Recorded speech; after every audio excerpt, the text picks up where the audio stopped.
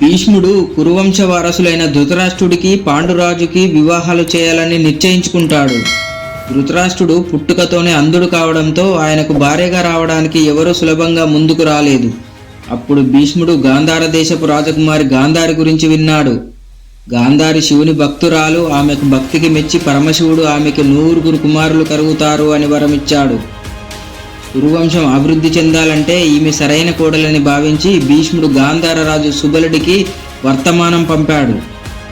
గాంధార దేశ రాజు అయిన సుబలుడు మొదట కొంచెం సంకోచిస్తాడు. దానికి కారణం ధృతరాష్ట్రుడు పుట్టుకతోనే అంధుడు కావడం, కానీ కురువంశం ఉన్నతమైనది కావడం, భీష్ముడి లాంటి గొప్ప వ్యక్తి సంబంధం అడగడంతో సుబలుడు చివరకు అంగీకరిస్తాడు.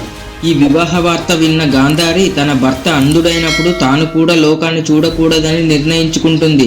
తన భర్త చూడలేని ప్రపంచాన్ని తాను కూడా చూడకూడదని, తన భర్త పడే కష్టాన్ని తాను కూడా అనుభవించాలని గాంధారి నిర్ణయించుకుంది.